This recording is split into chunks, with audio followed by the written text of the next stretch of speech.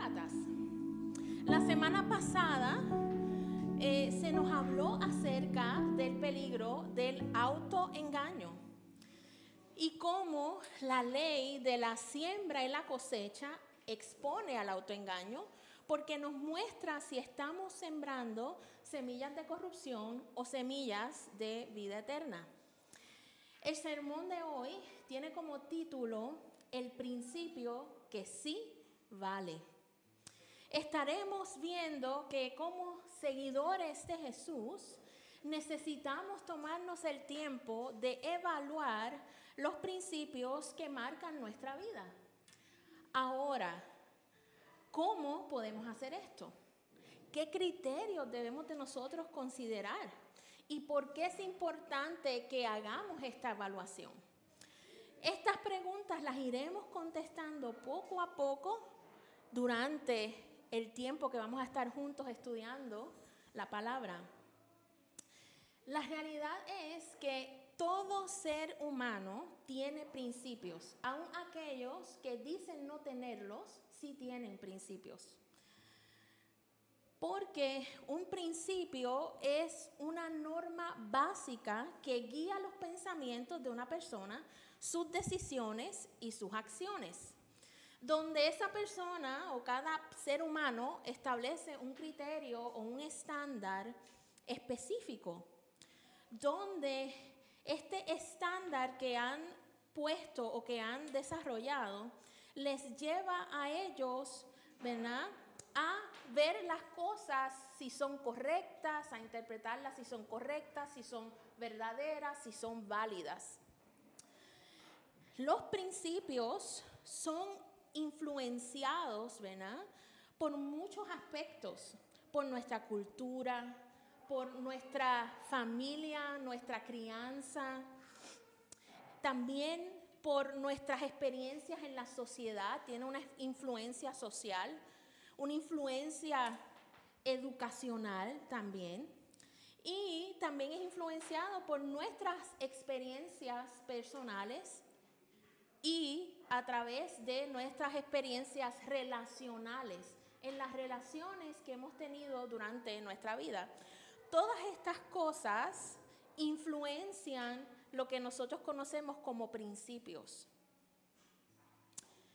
Entonces, la necesidad que tenemos nosotros como seguidores de Jesús de evaluar los principios que seguimos es para ver si estos principios están contribuyendo a el cambio y la transformación en nuestras vidas para bien, en acuerdo con los propósitos de Dios para nuestra vida, o si estos principios que estamos siguiendo en realidad nos están llevando a permanecer estancados. Vayamos juntos a Gálatas capítulo 6 y vamos a estar en los versículos 11 al 18. Allí en Gálatas leemos la culminación, ¿verdad?, de la carta que Pablo escribe a los Gálatas. Y dice así, en el versículo 11, mirad con cuán grandes letras os escribo de mi propia mano. Todos los que quieren agradar en la carne, estos os obligan a que os circuncidéis, solamente para no padecer persecución a causa de la cruz de Cristo. Porque ni aun los mismos que se circuncidan guardan la ley, pero quieren que vosotros os circuncidéis para gloriarse en vuestra carne. Pero lejos esté de mí gloriarme, sino en la cruz de nuestro Señor Jesucristo, por quien el mundo me es crucificado a mí y yo al mundo. Porque en Cristo Jesús ni la circuncisión vale nada, ni la incircuncisión, sino una nueva creación. Y a todos los que anden conforme a esta regla, paz y misericordia sea a ellos y al Israel de Dios. De aquí en adelante nadie me cause molestias, porque yo, Pablo, traigo en mi cuerpo las marcas del Señor Jesucristo. Hermanos, la gracia de nuestro Señor Jesucristo sea con vuestro espíritu. Amén. Oremos.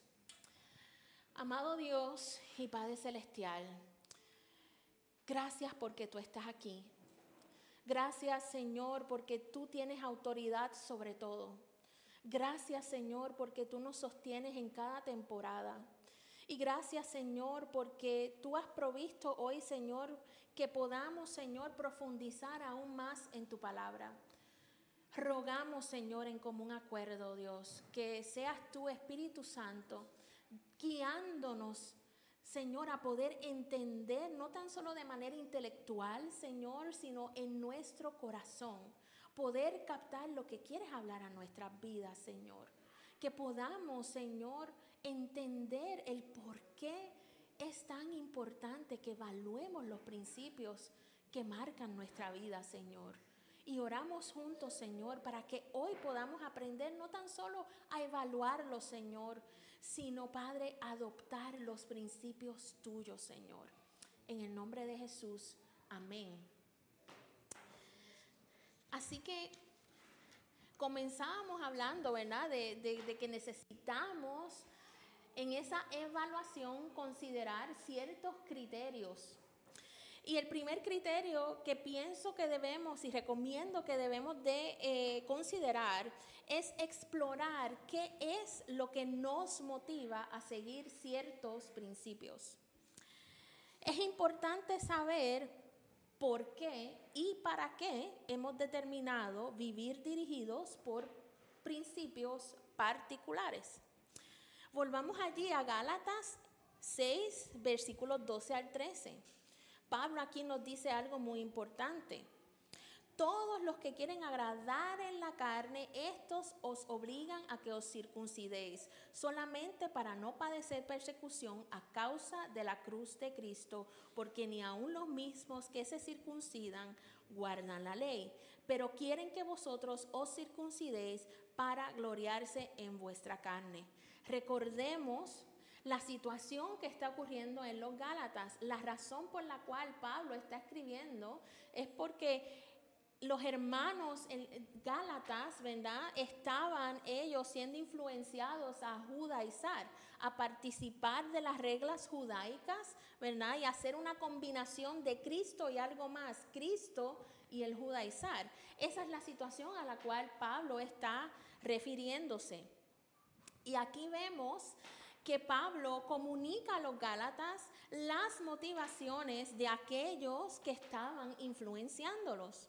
Porque la realidad era que para estas personas que estaban diciéndoles a ellos, participen de la circuncisión, se tienen que circuncidar, ellos estaban combinando a Cristo con las reglas judaicas.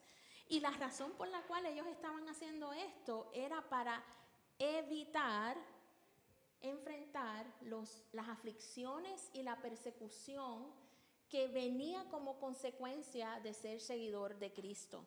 Ahí Pablo está diciendo, mira, esta gente está combinando estas cosas porque quieren tener a todos contentos, quiere agradar a todos, ¿verdad?, para no sufrir por causa de Cristo. Así que, en otras palabras, estos falsos hermanos estaban siguiendo un principio legalista. Estaban añadiendo cargas sobre los Gálatas que ni ellos mismos cumplían. El efecto de vivir bajo el principio del legalismo es que, como Pablo dijo, alimenta el ego y la vanagloria, el orgullo. Pues ya no se trata de que por la obra todo suficiente de Cristo en la cruz que se es salvo y reconciliado con Dios, sino que ahora, de acuerdo a ellos, es por las obras y esfuerzo humano. Y en base a lo que Pablo está diciendo aquí, ¿verdad?, él está exponiendo esas motivaciones de estas personas. Prestemos atención porque también nos está exhortando a nosotros, de cierta manera también nos invita a nosotros a que nos examinemos, a que miremos ¿Cuáles son esas motivaciones que tenemos para seguir los principios a los cuales nos adherimos? ¿Y por qué esto es importante? Porque al conocer las motivaciones vamos a tener la información que nos revela la naturaleza de esos principios que seguimos. Para esto debemos comenzar con lo más básico, y es preguntarnos el por qué nos consideramos seguidores de Cristo. ¿Es porque hemos entendido nuestro estado de pobreza espiritual y hemos determinado que vale la pena seguir a Cristo a pesar del costo que se enfrenta por seguirlo? Quizás sea porque pensamos que nos hemos ganado tener ese título, por lo bueno que somos o por todas las cosas que hemos hecho. O podría ser que pensamos que por la tradición cristiana en nuestra familia significa que también nosotros hemos heredado ese título. En estos dos últimos casos que mencioné, podemos notar algo muy importante, y es que no hay conciencia del verdadero estado como pecadores que necesitan un Salvador. Notemos también que hay una ausencia de relación, y en ambos casos hay el ambiente perfecto para que se viva enfocado en las obras humanas para agradar a los demás. Y en ambos casos, lo que se muestra como caminar con Dios es solo una serie de transacciones donde a cambio de nuestras obras solo queremos obtener beneficios particulares de Dios. Muchas veces personas que están viviendo por este principio legalista tienden a destacarse por dar discursos a los demás de cómo deben vivir, qué deben hacer. Inclusive quizás hasta den buenos consejos y digan, wow, fulano, fulana, busca de Dios, pero ellos mismos no lo aplican a su vida. En otras personas, el legalismo se expresa de manera un poco distinta, y es que es un legalismo autoimpuesto. Es una persona que está enfocada en las obras, o sea, que ve que su valor depende de lo que haga y está todo el tiempo relacionándose con los demás, inclusive con Dios, a través de las obras, donde piensa que para ser aceptado, para ser amado, necesita hacer obras. Así que, entendiendo esto, podemos ver que el mundo define el legalismo y lo aplica solamente en ámbitos o temas religiosos o conservadores.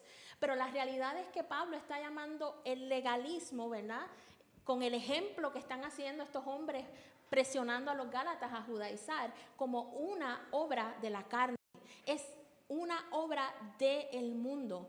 El mundo precisamente vive de esta manera, así aplicando el legalismo. En el mundo, y nosotros podemos hablar de nuestra propia experiencia antes de conocer a Cristo, vivíamos también enfocados en las obras, hacer cosas para recibir gozo o satisfacción o placer o amor o aceptación, para impresionar a los demás. Eso también es legalismo. Así que una de las cosas que hoy el Señor quiere hacer con nosotros es que desaprendamos la definición de legalismo del mundo y entendamos que el legalismo es una obra de la carne y que en el mundo así se mueve la gente. Esas son la manera en que se relacionan. Ok. Entonces, sabiendo esto, ¿por qué es que para nosotros, y para los gálatas también fue el caso, es tan atractivo vivir por este principio? por el principio del legalismo, por el principio de las obras para ganar algo. Nos resulta muy atractivo. Pablo nos da la razón en el versículo 12 cuando dice que específicamente estos hermanos o falsos hermanos lo hacían para no padecer persecución a causa de la cruz de Cristo. Ya sea de manera consciente o inconsciente, cuando adoptamos esta manera de vivir, estamos haciéndolo para evitar pasar por el proceso que envuelve seguir verdaderamente a Cristo, porque conlleva un costo. Es más fácil enfocarse en las obras y tener cierto control en lo que estamos dispuestos a rendir, que rendirlo todo y cederle el control completo de nuestra vida a Dios.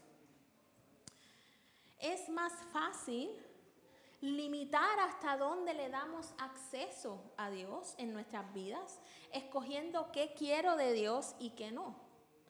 Es más fácil proyectar en otros mis faltas, mis debilidades y decirles qué hacer al respecto, que ser vulnerables y enfrentarlas, porque queremos evitar sufrir.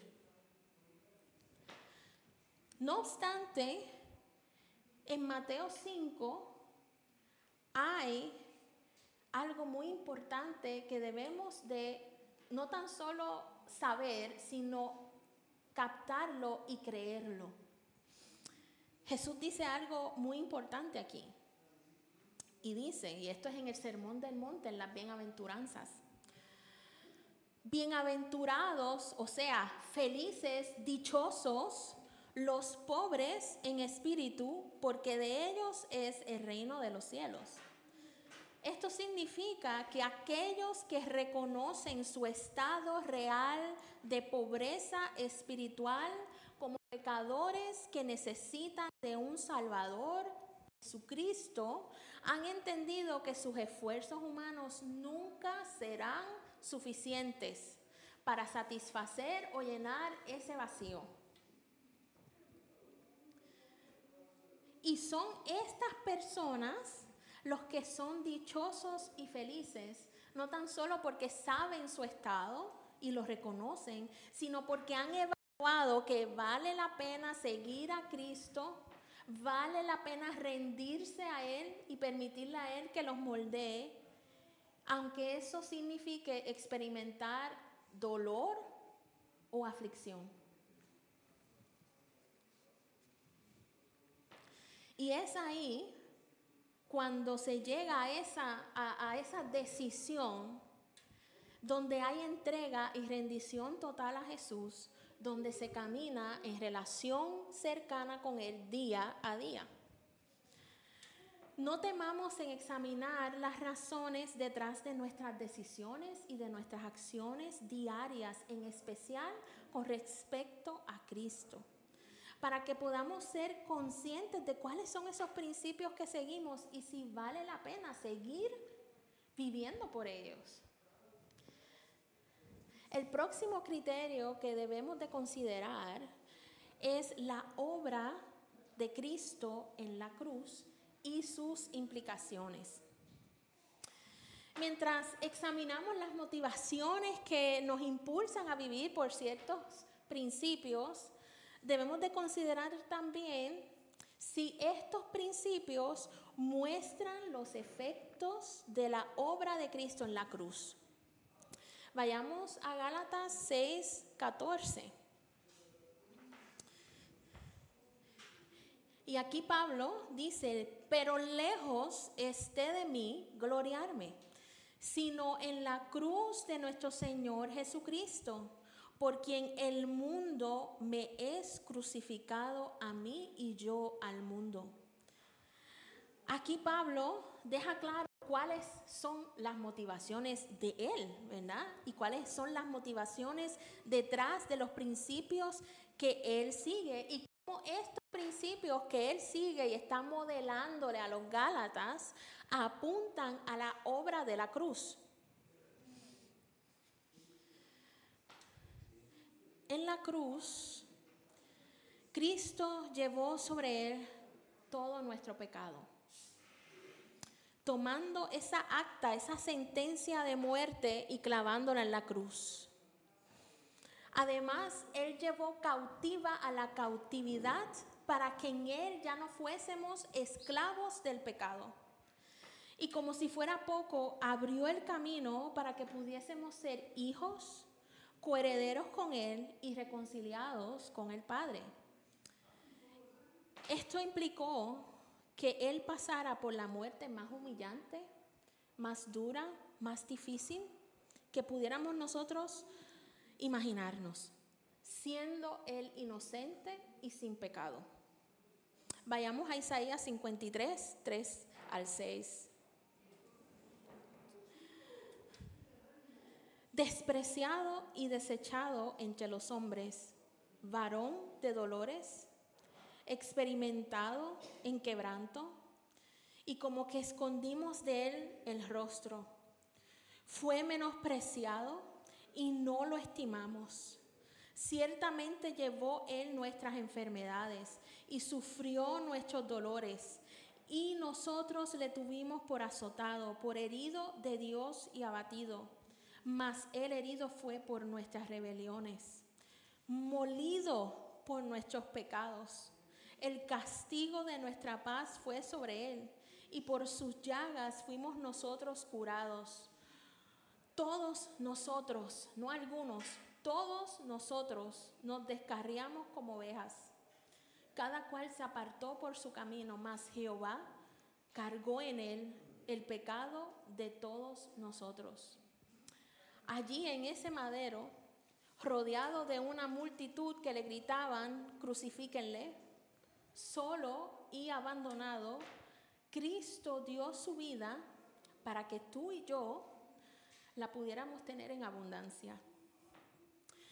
El mundo rechaza a Jesús y a su cruz, porque los principios del mundo llevan a la muerte.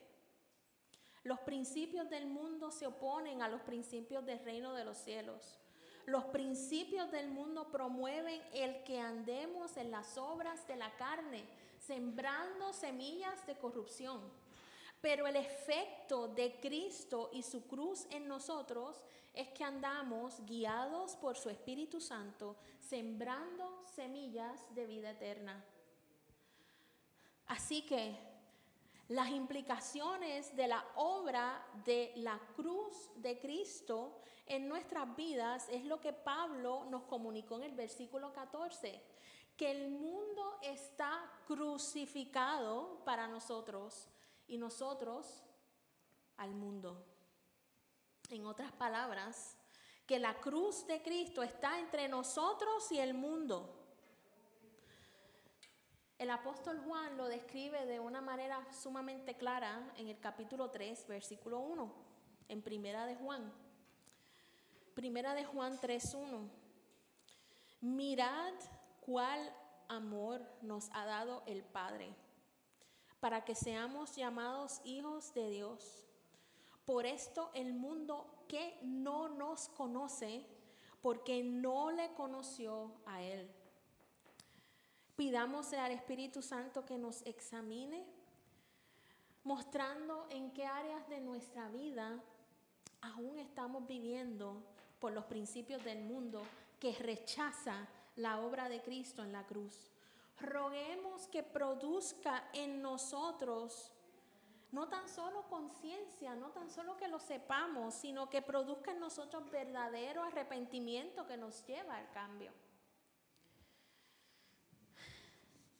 El último criterio que debemos de incluir en nuestra evaluación de nuestros principios es ese proceso de ir siendo hecho nueva criatura y las marcas que lo acompañan.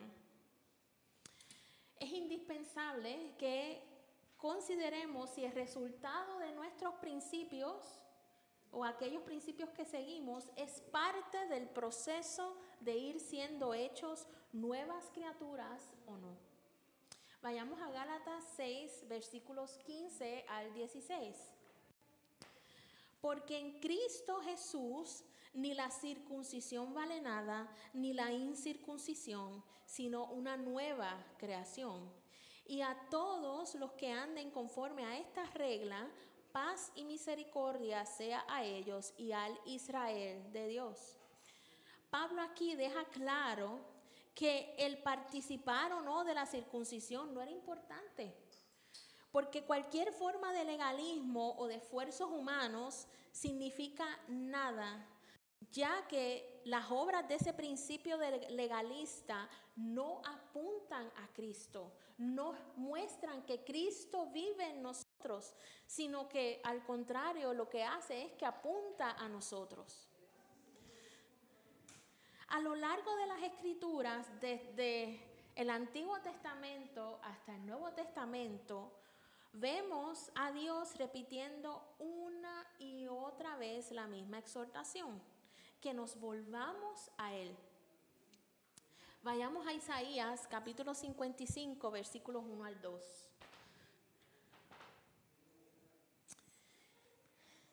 A todos los sedientos, venid a las aguas, y a los que no tienen dinero, venid, comprad y comed. Venid, comprad sin dinero y sin precio vino y leche. ¿Por qué gastáis el dinero en lo que no es pan y vuestro trabajo en lo que no sacia? Oídme atentamente y comed del bien, y se deleitará vuestra alma con grosura. Aquí vemos la invitación de Dios a que vengamos a Él tal como somos, porque las obras de la carne, el legalismo y los esfuerzos humanos no aprovechan, no producen cambio, no satisfacen nuestra necesidad espiritual y ninguna necesidad, solo Dios nos satisface. Y además de que Dios dice que va a satisfacer nuestras necesidades, también dice que Él no nos va a dejar igual. Nos llama a ir tal como somos, pero Él no nos va a dejar así. Él va a comenzar algo en nosotros. Esa es la promesa que Él hace. Porque solo en Cristo podemos producir fruto.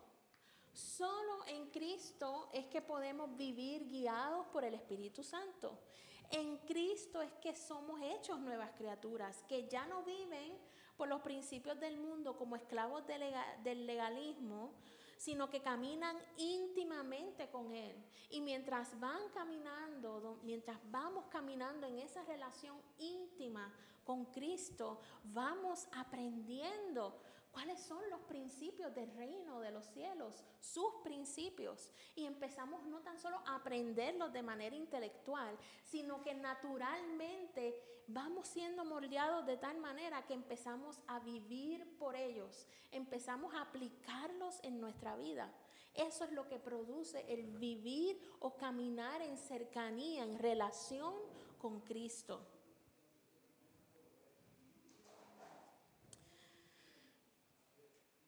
Ahora, en Efesios capítulo 2, versículo 10, vemos que aunque el mundo ha torcido eso de las obras o el pecado, esta carne caída, ha torcido eso de las obras, Dios quiere y su plan es restaurarlo a lo que Él había diseñado de antemano.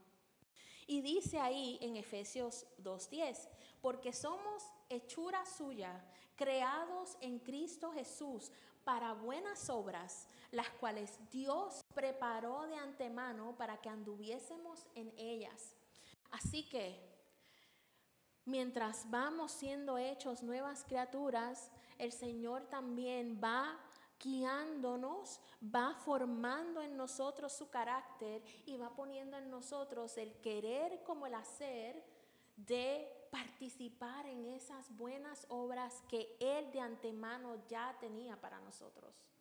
No se trata de hacer obras para ganar su amor, su aceptación o la salvación, sino que esas buenas obras son el producto de nuestra relación, de la fe puesta en Cristo. Ahora, El ser hechos nuevas criaturas es un proceso que deja sus marcas. Vayamos a Gálatas capítulo 6, versículo 17. Y dice Pablo: de aquí en adelante nadie me cause molestias, o sea, nadie me reproche, porque yo traigo en mi cuerpo las marcas del Señor Jesús. Pablo estaba diciéndole a los Gálatas que su cuerpo tenía las marcas evidentes de ese proceso de ir siendo hecho nueva criatura. Estas marcas evidenciaban que Pablo vivía por el principio que sí vale. Porque ya Pablo no era quien él había sido antes. Él había sido antes Saulo, perseguidor de la iglesia, pero ya no era Saulo, él era Pablo, misionero, plantador de iglesia, predicador de la palabra. Él no era el mismo. Así que él dice que su cuerpo evidencia esto. Los principios que él sigue evidencian esto. Cuando Pablo está hablando de esa palabra de marcas, ¿verdad? La palabra que se utiliza es stigmata y viene del griego. Stigmata significa cicatrices. Y en el Imperio Romano era muy común las marcas. Por ejemplo, si un esclavo escapaba de su amo y lo hallaban, los regresaban a su amo, pero los regresaban con marcas en la frente y le marcaban unas letras, hacían una marca que dejaba cicatrices para indicar que ese esclavo había sido fugitivo y se había escapado. También los soldados romanos se inscribían en su frente el nombre del comandante de su regimiento, especialmente si eran regimientos bien famosos que se conocían por sus hazañas en batalla. También como parte de las prácticas paganas del Imperio Romano, aquellos que eran devotos de ciertas diosas se marcaban también la frente en honor a esas diosas. Así que los Gálatas estaban familiarizados con lo que Pablo quería decir, porque esa era la sociedad que rodeaba a los Gálatas. Sin embargo, Pablo hace la distinción entre las marcas de Cristo en su cuerpo, en él, y el contraste entre las marcas que cotidianamente se veían alrededor en la sociedad donde vivían los Gálatas y que todavía hoy nosotros lo vemos en el mundo también. Pablo habla de que estas marcas son hechas por Cristo mismo y es porque vienen de ese proceso donde vamos siendo moldeados, donde Cristo va quitando la vieja o la vestidura de la vieja naturaleza y la va reemplazando con el nuevo hombre. También implica la sanidad que Cristo también trae, porque nosotros venimos con mucho bagaje, con muchas heridas. Y solamente Cristo puede llegar a las profundidades del alma y sanar esas heridas. También esas marcas vienen y evidencian cómo Cristo sostiene en medio de la aflicción. Pablo había enfrentado mucha persecución por causa del nombre de Cristo. Pero él dice, todas estas marcas que tengo son evidencia de que Jesús estuvo conmigo, me sostuvo durante esos procesos y yo estoy aquí hoy gracias a él.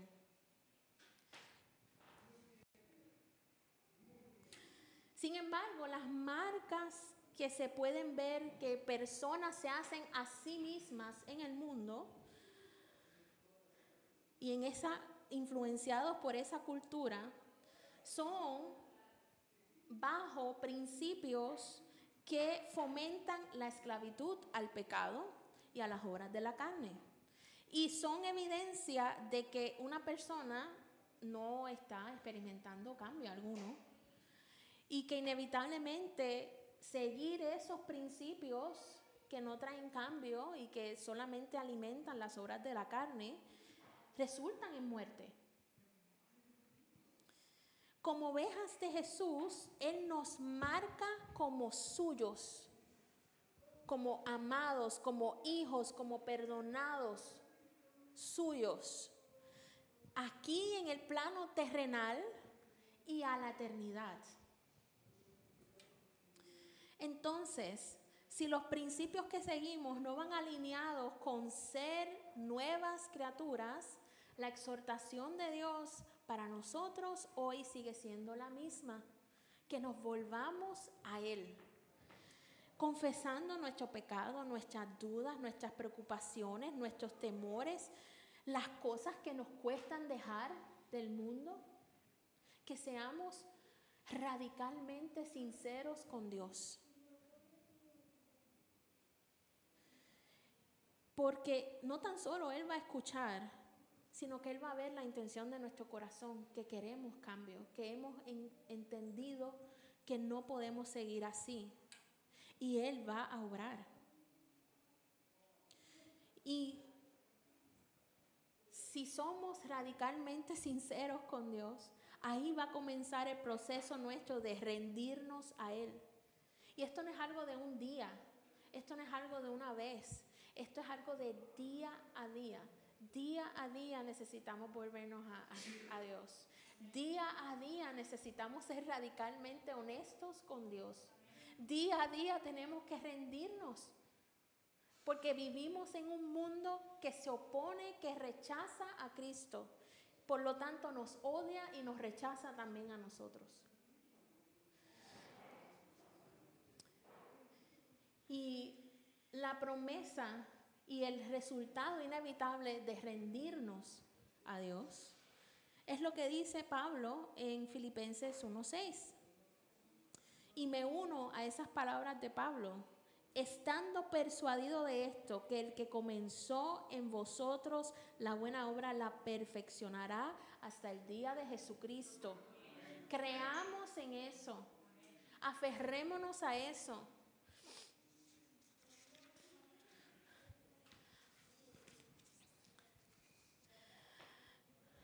Pidamos al Espíritu Santo que nos examine, no solamente hoy, sino cada día, y nos muestre lo que nos motiva a vivir por ciertos principios.